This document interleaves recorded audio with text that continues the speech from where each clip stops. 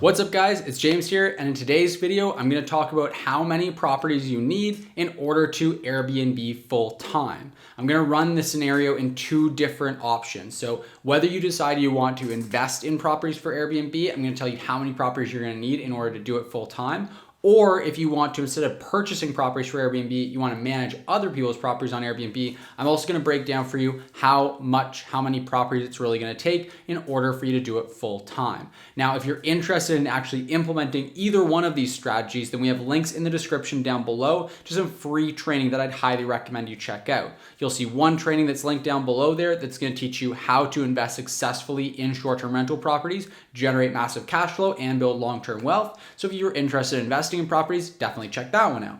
If you are interested in managing other people's properties, there's also another training linked in the description down below that's going to teach you how to earn a full-time income managing other people's properties on Airbnb. And these are both different areas of Airbnb that I have direct experience with and a lot of it. So I'd highly recommend you check out those trainings. I'm going to walk through our whole step-by-step system, and I've built six-figure incomes from both of those methods, so I highly recommend you check them out. We're also going to give you some free tools in addition to the training in either one of those trainings, so just make sure you check them out. Again, linked in the description down below. So let's jump into it and let's first talk about investing in properties. How many properties you need to actually purchase in order to replace your income in order to do this full time. Now, ultimately that depends on the type of property you're investing in, the size of property that you're investing in, the returns you're getting, and how much you need to be earning in order to feel comfortable doing something full time. But I like to use $70,000 or so as a good rule of thumb. That's generally where people tend to be pretty happy going full time, is around the $70,000 to $100,000 range.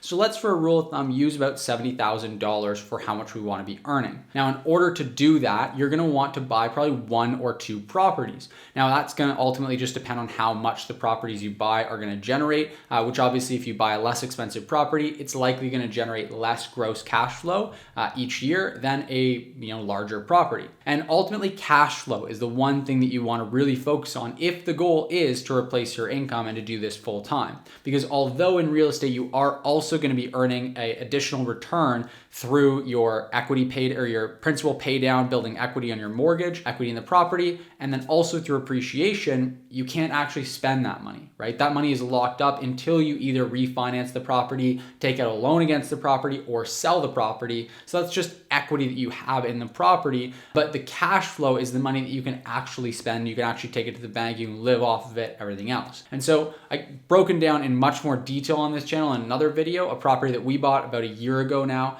And then that property in its first year is going to bring in about $150,000 in total revenue. And of that, just over $70,000 is going to be actual profit. We're probably actually going to end up closer to 80 or 90, but to be really conservative, I'm going to stick with about $70,000 there. Now, that property was a $500,000 property that we then renovated the property. So all in, again, I've broken this down in other videos, but we put about $165,000 into purchasing and then renovating the property. And then you're looking at about another $30,000 or so to furnish the property. So all in about just shy of $200,000. Now, that's under a traditional scenario. We actually were able to get 5% down on this property, and there are different options where you can get 5 or 10% down, which obviously makes a huge difference. That would bring the total investment down closer to about $100,000, which is a lot more feasible for most people. You can also refinance to pull a lot of that money out after a couple of years once the property has been renovated and it's also built up some natural appreciation and some principal pay down from your payments on the mortgage.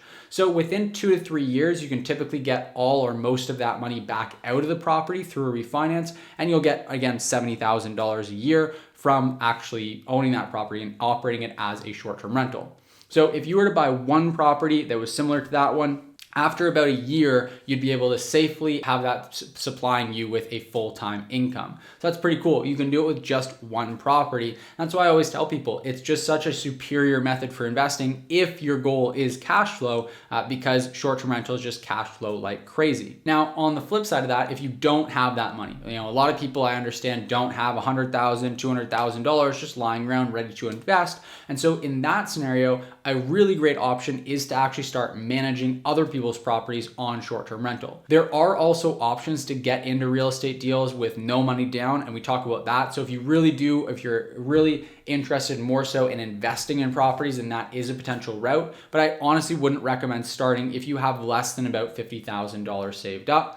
And so if you do have less than that saved up, then really the best course of action is going to be to start managing other people's properties on Airbnb. Now, the big benefit here is that you don't have to pay any money out of pocket to buy, rent, or furnish any properties, because I teach you how to do it with a percentage management fee model. That's the model that I used. I tried rental arbitrage, and I've put together a bunch of other videos on this channel explaining why that is a terrible business model. But management fee is a really great model because it's low risk. You're not putting any of your own money in, so you're not risking anything but your time. And with the right training, the right resources like we have in the description down below, you're not really risking that because you have a proven process for success. And so when you start managing properties, you're generally going to earn about $800 per month as a rule of thumb, maybe $700 to $800 per month for each property you have under management. So to get to $70,000, you're going to want to be managing about 5 or 6 properties. So again, it's pretty doable to get there in just a couple of months of really focusing on the business and growing.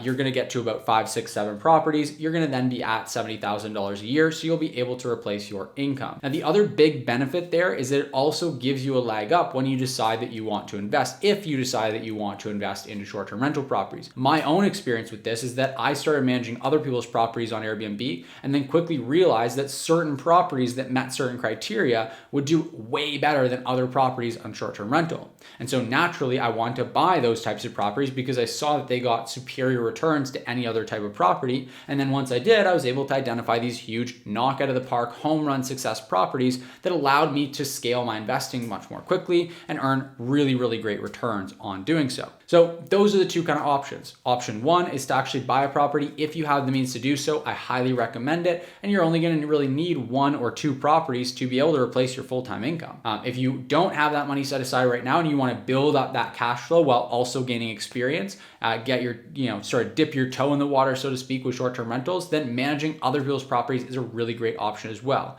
Even if you don't want to later on down the road invest in properties, it's still just a fantastic business model that I highly recommend for anyone that's looking to build cash flow.